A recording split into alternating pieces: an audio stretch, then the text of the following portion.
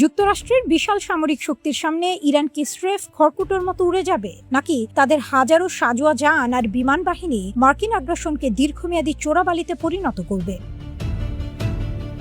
পেন্টাগনের যুদ্ধ কৌশলীরা যখনই তেহরানের দিকে চোখ রাঙায়, তখনই এই প্রশ্নটি বিশ্ব রাজনীতির টেবিলে ঝড় তোলে। তবে পশ্চিমা প্রচারণায় ইরানকে যতটা দুর্বল হিসেবে দেখানো হয়, বাস্তব রণক্ষেত্রে তেহরানের প্রতিরোধ ক্ষমতা কিন্তু মোটেও ফেলনা নয়। বিশেষ করে সাজোয়া বহর এবং আকাশসীমায় তাদের সাম্প্রতিক প্রতিরক্ষা কৌশল ওয়াশিংটনের জন্য এক বড় দুশ্চিন্তার কারণ।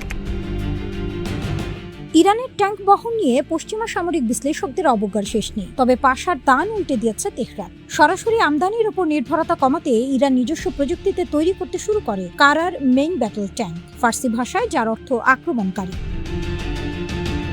প্রযুক্তির আধুনিকায়ন এই ট্যাঙ্কে যুক্ত করা হয়েছে electro optical fire control system, laser range finder, ballistic computer এবং উন্নত নাইট ভিশন প্রযুক্তি। জুলফিকারের উত্তরসূরি 2025 সালে উন্মোচিত হওয়া শক্তিশালী জুলফিকার উত্তরসূরি এবং সোলোমান 402 আধুনিকায়ন প্রজেক্টের আওতায় ইরান তাদের সাজোয়া শক্তিকে অনেকটাই যুগোপযোগী করে তুলেছে। আমেরিকান অত্যাধুনিক ওয়ার মেশিনের সামনে ইরানের এই ট্যাঙ্ক বহর হয়তো একদম সমকক্ষ নয়, কিন্তু ইরানের পাহাড়ি ও দুর্গম ভূখণ্ডে যেকোনো মার্কিন গ্রাউন্ড অফেন্সিভ বা স্থল অভিযানকে ধূলিসাৎ করে দিতে এই সাজোয়া বহরই যথেষ্ট।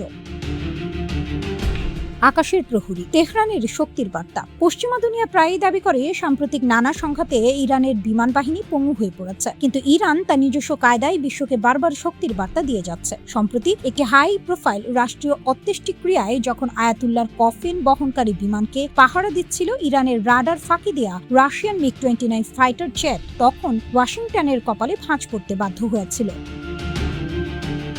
ডানা জুড়ে R7 ইনফ্রারেড গাইডেড মিসাইল নিয়ে আকাশে ওড়া সেই 2-সিটার MiG-29 ইউবি প্রমাণ করেছে আমেরিকান অবরোধ সত্ত্বেও ইরানের বিমান বাহিনী কেবল সচলই নয়, বরং যে কোনো সময় শত্রুর বুকে আঘাত হানতে প্রস্তুত।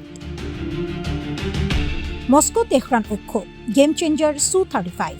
ইরানের আকাশ প্রতিরক্ষায় আসল গেম চেঞ্জার হতে যাচ্ছে রাশিয়ার সাথে তাদের $1 বিলিয়ন সামরিক চুক্তি। ইরান তাদের বিমান বাহিনীকে সম্পূর্ণ আধুনিকায়ন করতে রাশিয়ার কাছ থেকে সু-35 এবং সু-30SM2 মাল্টি-রোল ফাইটার জেট সংগ্রহ করেছে।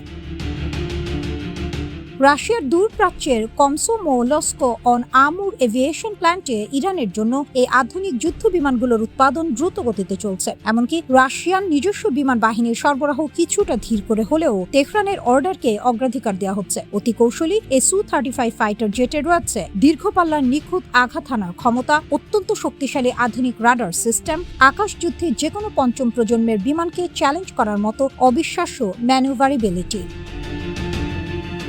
যদি হোয়াইট হাউস কখনো ইরানের স্থল অভিযানের মতো হঠকারী সিদ্ধান্ত নেয়, তবে তা আমেরিকার জন্য মোটেও সহজ জয় হবে না। ইরানের সামরিক সক্ষমতা হয়তো এখনো কোল্ড ওয়ার বা শীতল যুদ্ধের শেষ ভাগের প্রযুক্তির ওপর দাঁড়িয়ে আছে, কিন্তু তাদের ভৌগোলিক অবস্থা, দেশীয় প্রযুক্তির কারার ট্যাঙ্ক এবং রাশিয়ার অত্যাধুনিক সু-35 ফাইটার জেটের আগমন পারস্য উপসাগরকে মার্কিন বাহিনীর জন্য এক নরকে পরিণত করার ক্ষমতা রাখে। ইরানকে সহজে গুড়িয়ে দেওয়া যাবে এই ধারণা কেবল অলীক কল্পনা মাত্র।